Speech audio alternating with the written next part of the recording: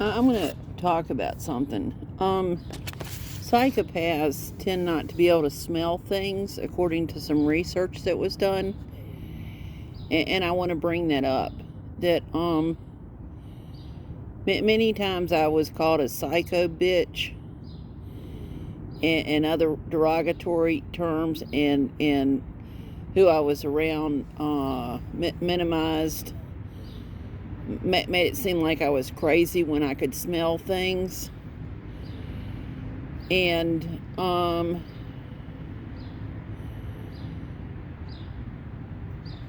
glad I didn't listen to him. One would have involved a fire. It involved a fire in an apartment building. And another one time involved 3 major gas leaks.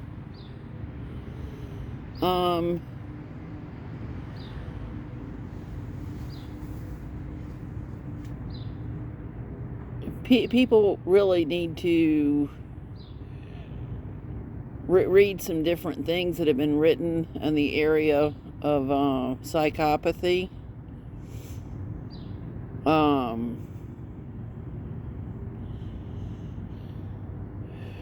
and narcissism, and sociopathy.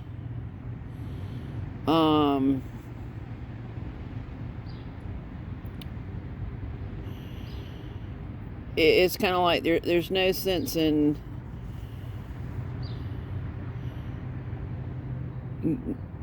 being eaten alive by a bunch of lions that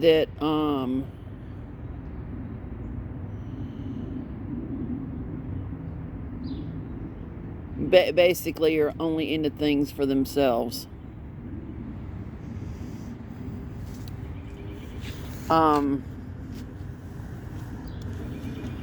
One of the things, also pathological lying is one of the biggest red flags that I've seen in some very toxic relationships. Pathologically lying, putting people down in order to make the one who has the real problem feel superior. And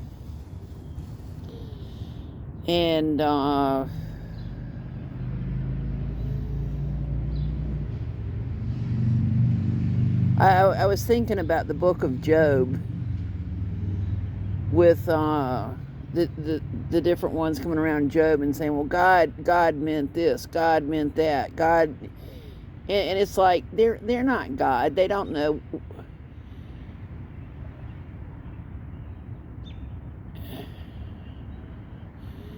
Out of all the different people that God could have picked, God picked Job.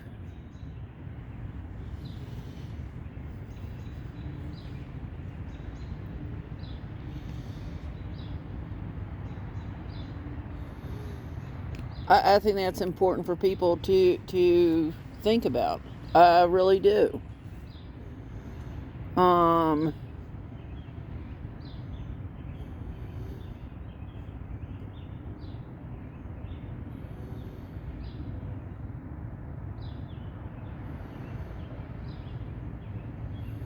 And there's no sense in it. It's a waste of time to confront somebody who wants to dodge the ball when being confronted. They never like to take responsibility for what they've done. Never. They don't show any remorse.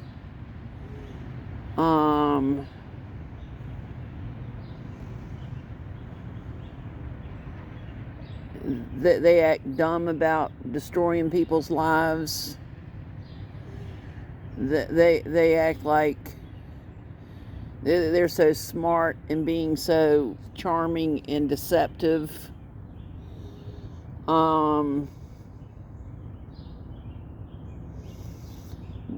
But it doesn't mean that they're getting by with anything. It really doesn't.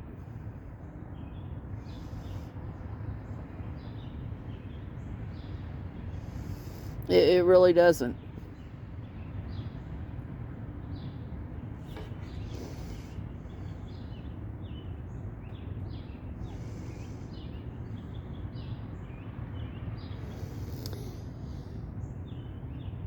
And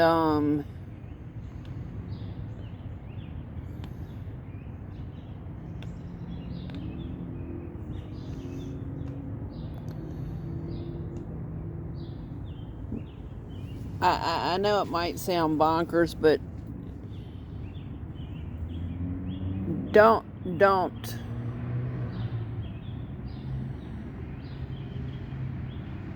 look at whatever they got as being from flipping hamburgers.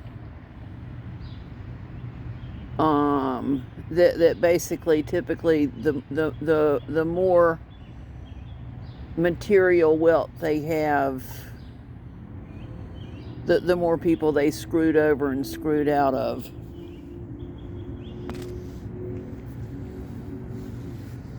And the more people that they deceived and took unfair advantage of. And knew that they made a choice to do that.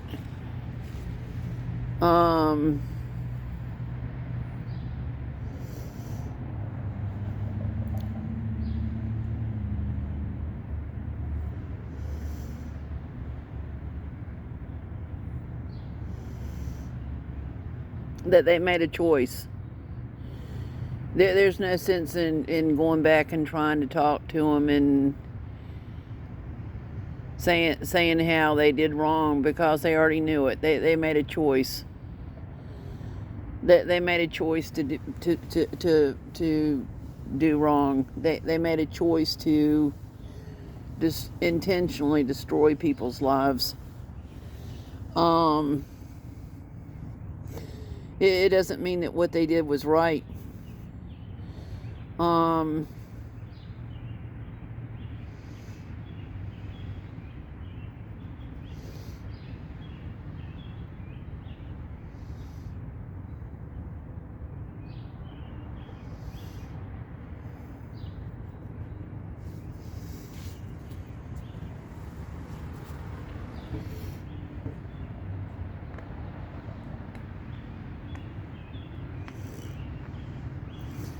It's just like somebody telling me something after the fact. It's like, no, you didn't tell me that earlier.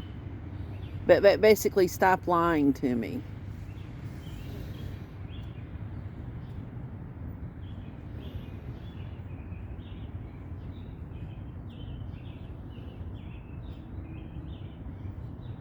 There's no sense in talking to them.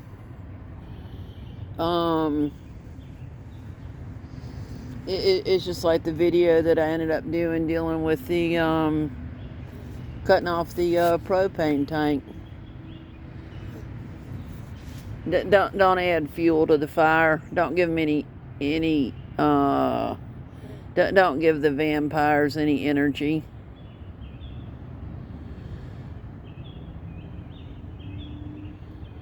It's just like the Black Lives Matter thing, where the organizers of the protest ended up walking off with millions of dollars.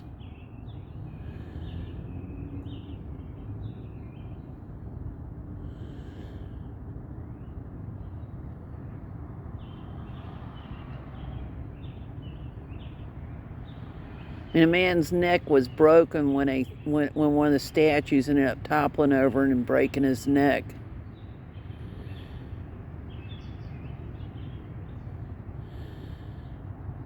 It does no good to go to any of the protests. I mean, that's kind of like if I were to go and stand up beside a wall and just talk to a wall and just pretend like the wall had ears. Many times the people that are organizing the protest are not disclosing who is giving them funding, and it's just like Alex Jones just miraculously walking away. He's a Judas. He's what is called a Judas goat, and he's up to no good. There's many of them.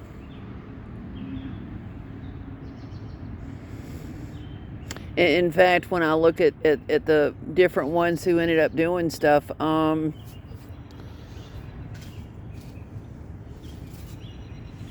technically speaking, it is hearsay evidence for me to say that Jesus came in the flesh. But there's no doubt in my mind that Jesus came in the flesh. And so many of the ones out there that are what would call are the wolves in shepherd's clothing, are wolves. They're wolves. That they don't care whose lives they destroy. They don't care who they lie to, who they deceive, who they take unfair advantage of, and who they're hypocrites to.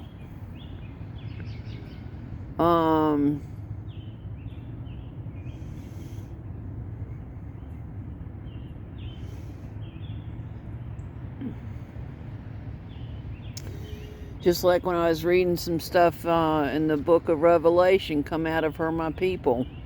There's no doubt in my mind that the her that John wrote about are the churches. No doubt in my mind whatsoever.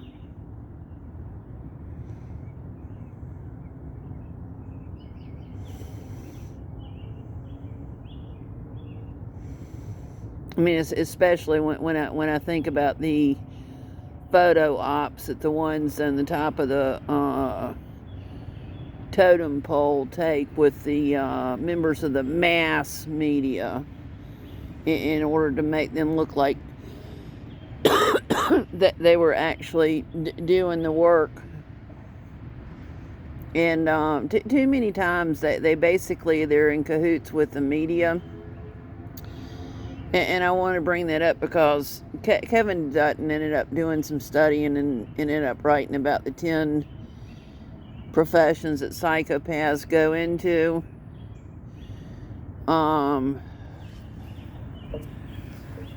CEO, lawyer, civil servant, clergy, media, but I forgot the different ones. Right now I have a headache. But that's the reason why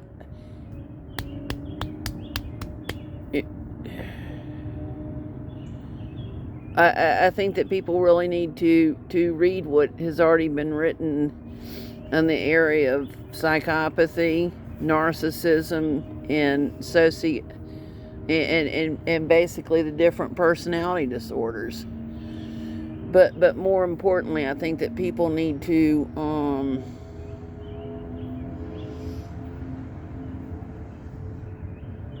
listen to the red flags.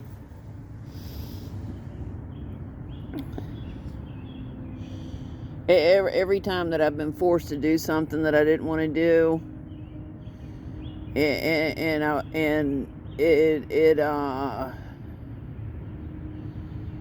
ended up being the wrong thing to do.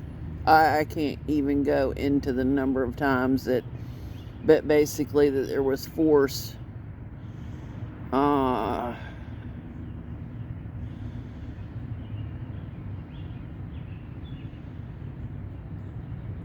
mean, who wakes up in the morning and goes, "Oh, I want to go to school. I want to go to school. I want to go to school. Let me go to school today. I just want to go to school today." I mean, think about that.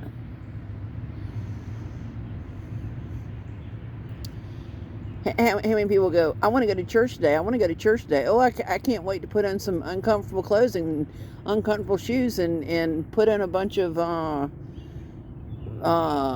crap on me in order to go to church today." Think about that.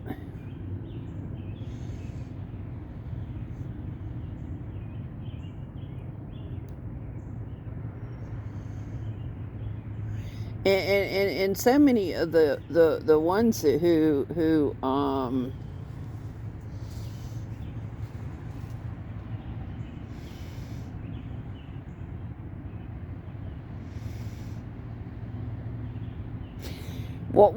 watch the clip of the black and white movie called Bad Seed. I mean, that just really screams the reality of what a psychopath is capable of.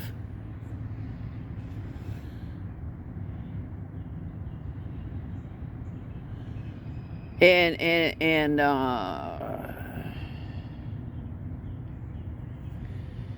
just not even giving a crap about anybody else.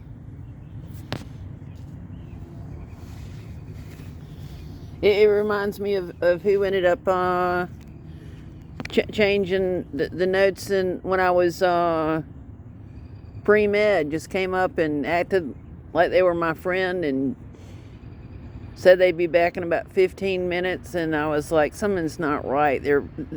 They came back quicker than they said they were going to be back, and there's no way possible for them to have gone to where they said they were going and then coming back. And it's just like red flags went off inside of me, and basically the psychopath ended up changing the notes to intentionally have it where I would study the wrong stuff and basically F up my grade point average.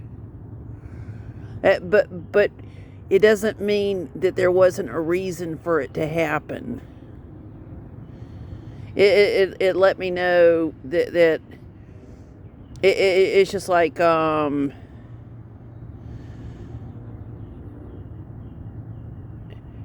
there was a guy who ended up giving a woman that was a minor an alcoholic drink. What was his degree in? Psychology. And he tried to sexually molest the woman minor.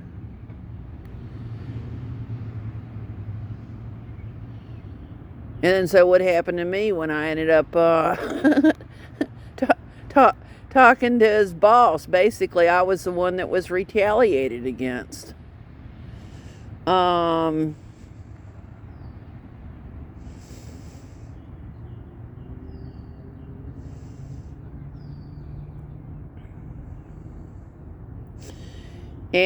so many times people are retaliated against for basically trying to stop predators. I mean, it's as simple as that. Predators, the psychopaths in the world.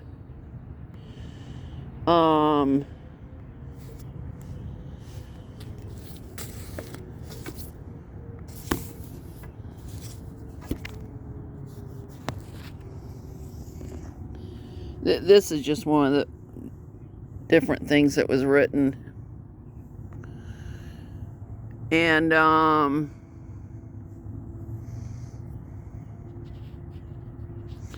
my point is oh, I also want to bring up that Robert Hare it admitted that basically people can be duped by a psychopath. So I want to bring that up because many times people blame themselves for what a psychopath did, and or psychopaths have done or continue to do, and all that kind of stuff. And that's the reason why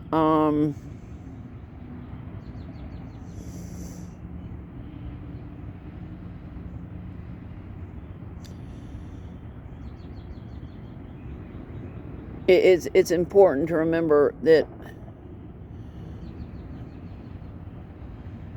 We don't have to go into the lion's den and be mauled by a bunch of lions. There's plenty of good books that have been written on different topics. And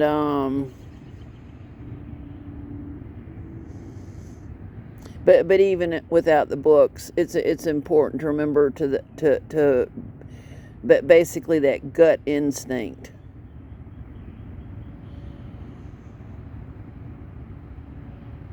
It's just like the night that I smelled smoke. I don't smell any smoke. Well, I do.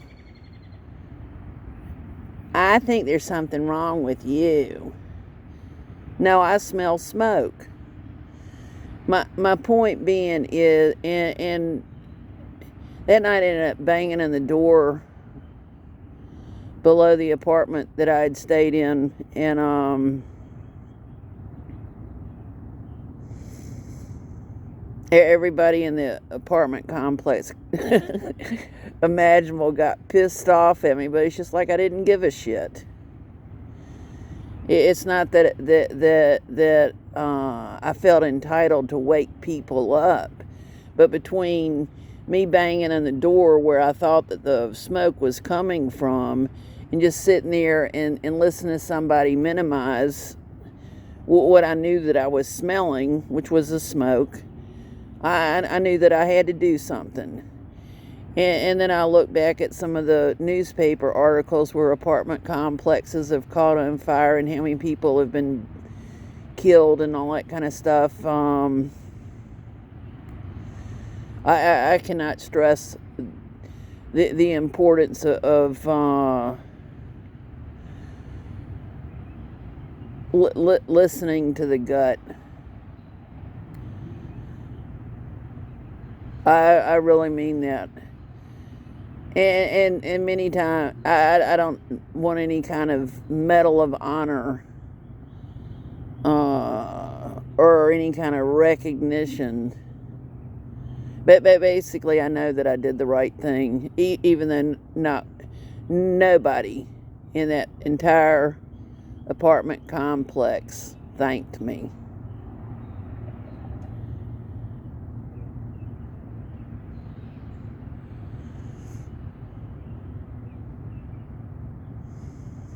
It's like when I was going to get on an airplane and I just was like, I can't get on the plane. And the employees were trying to tell me, oh, everything's going to be all right. I said, no, I can't get on the plane.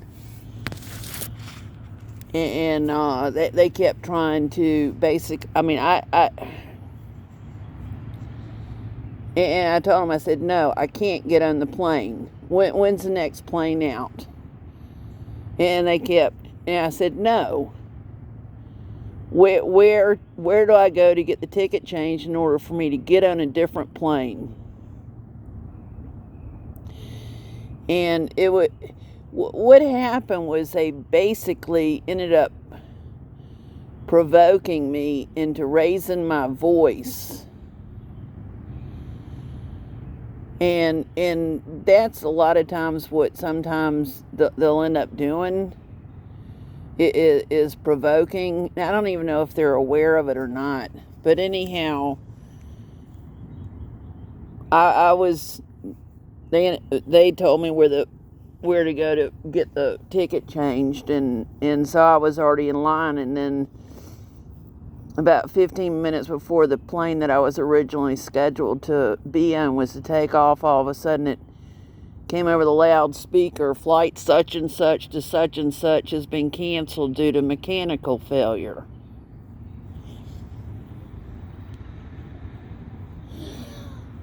There's a part of me that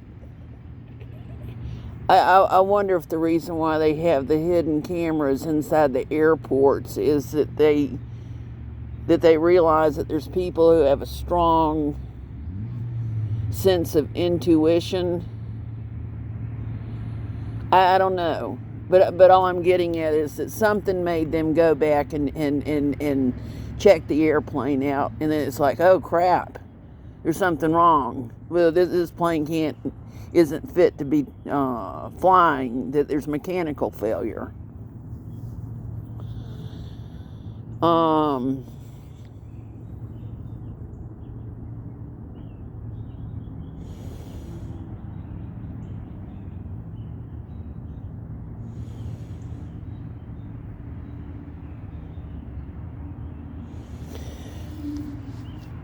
There was a little girl who was inside of a building, and the mama wasn't even watching where her child was.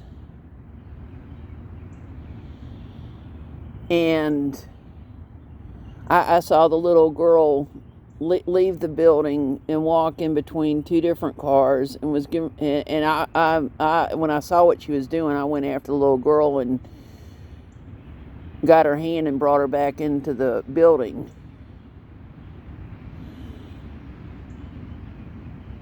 Her mama got pissed off at me. And all I could think about is there was a car coming. If I had just sat there and not done anything, the girl most likely would have been hit and probably killed.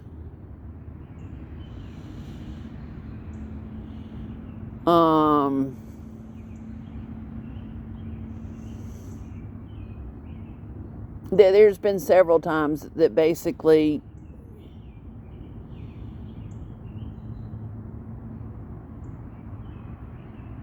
doing the right thing, that's where we have to know that we did the right thing,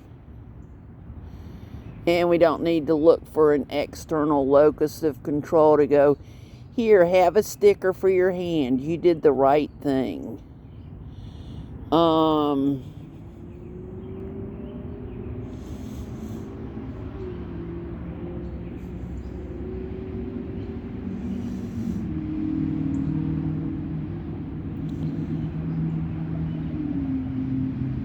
There's just been many different things that have happened, and I just have had that WTF moment. It's like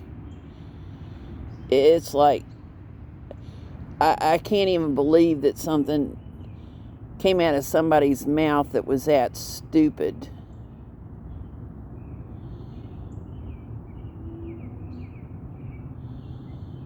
And it's like,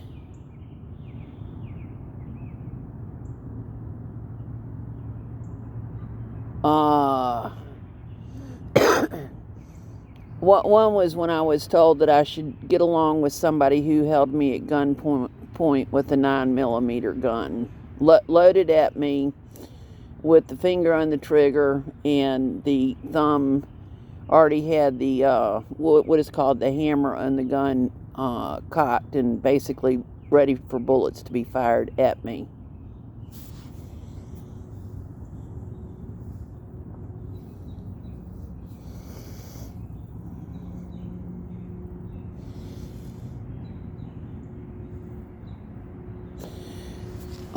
When somebody does something like that, there's no reason for me to end up even talking to them again, and being their source of entertainment.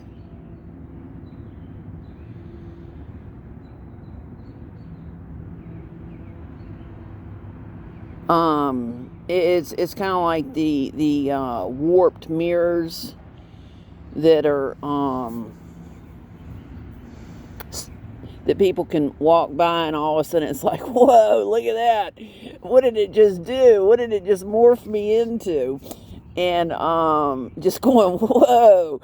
And it's just like that's kind of like what some of them do, is just sit there and manipulate and just warp things out of the reality zone.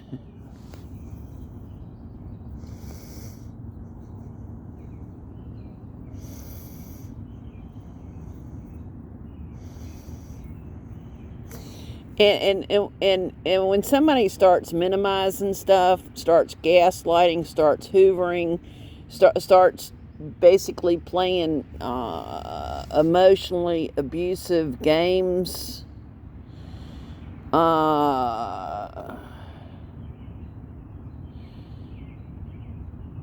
It's best to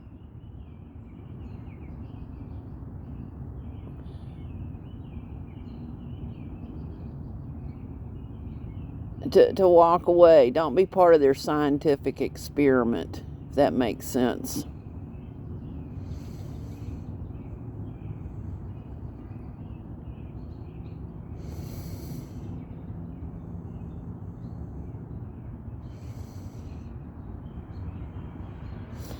It's like when I went to play with somebody that I thought was my friend, and they told me to drink water out of the commode. I immediately stood up and said, I don't want to play. I mean, it's just like, that's not my idea of something that's fun to do. Why would somebody that is supposedly my friend tell me to drink water out of a commode? And then her mother sat there and just acted stupid and just acted dumb. And I just was like, that was just another WTF moment.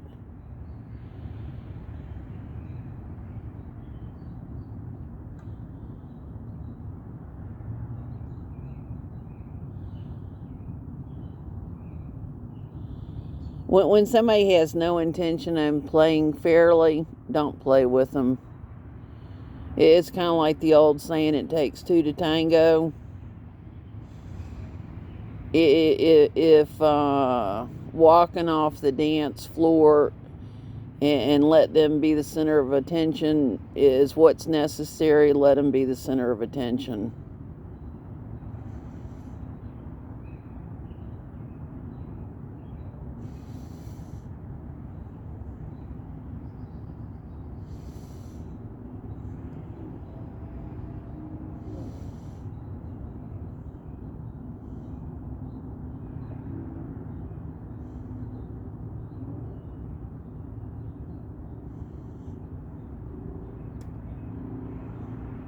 And let them be the center of attention for somebody else, if that makes sense.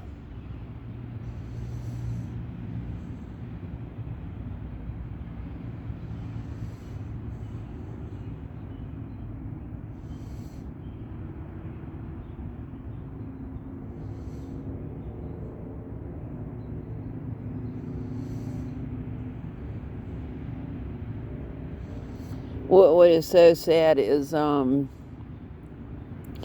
the wolves in the pulpits. What they'll do is they'll sit there and practice what they're going to say, just like they're doing some kind of dress rehearsal for some sort of play, but before they get on stage or whatever. It was very disturbing when I ended up there was somebody that was called a youth group minister, and he had papers on the podium, and just went ahead and just for the pure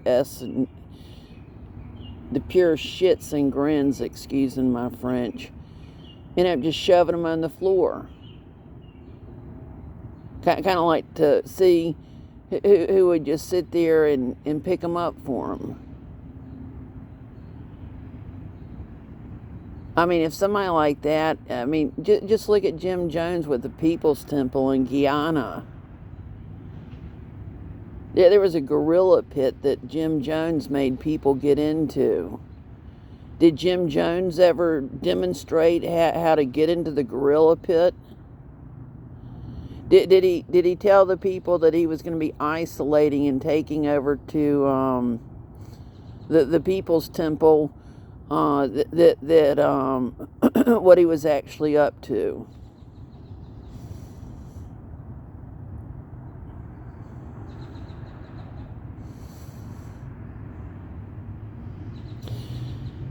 Which brings up something else.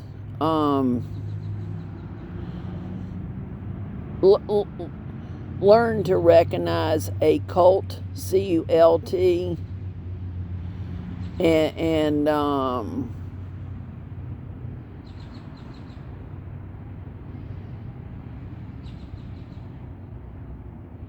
stay away from cults.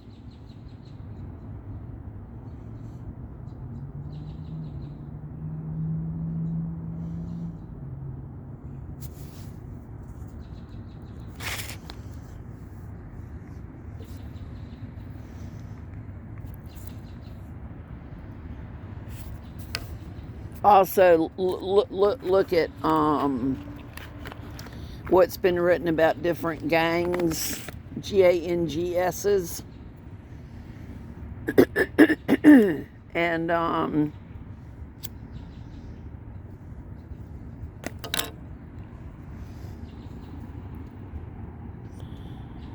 it's like if I'm in the road and I start seeing somebody weave in and out of the cars and driving like a bat out of hell. Well, I don't want to be around a wreck if they have a car wreck, so I'll sit there and slow down. It's like I want them as far away from me as possible.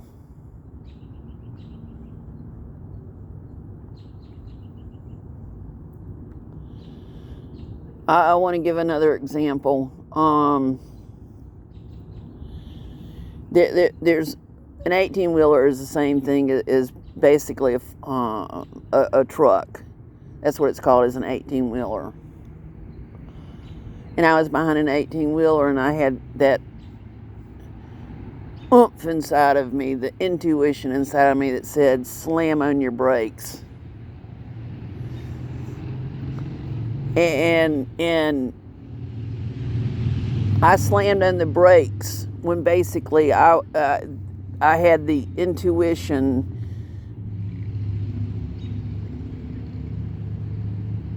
to slam on the brakes. I didn't hesitate or anything else. Sure enough, one of the center blocks came flying off the back end of the 18-wheeler. And when I saw it bounce and I started thinking about it, if I had not slammed on my brakes when I did, the center block, the cement block, whatever you want to call it, would have most likely gone through the windshield and killed me.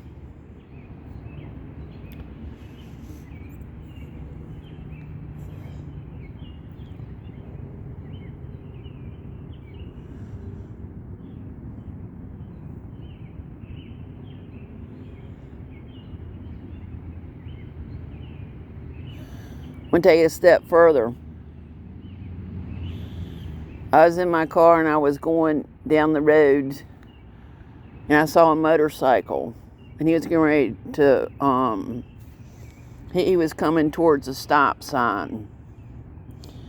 And all of a sudden I was like, oh crap, there's wet leaves there. When he puts on his brakes, he's going to go slide into the road. And basically I could tell what was going to happen before it happened.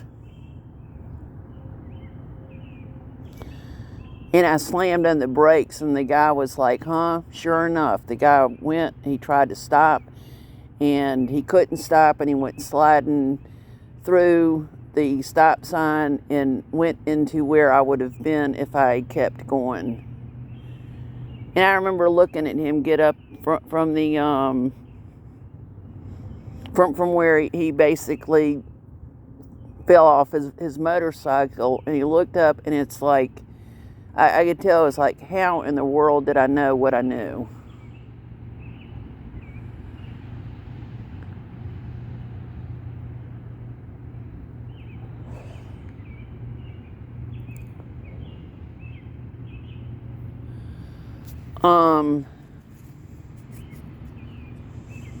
I'm not saying I know everything. I'd be lying if I said that. All I'm getting at is that the times that I've listened to basically what God was telling me to do, I've been rewarded. The times that I didn't listen to what God was telling me to do, and when I had other people sit there and talk me into something, it ended up being detrimental to me.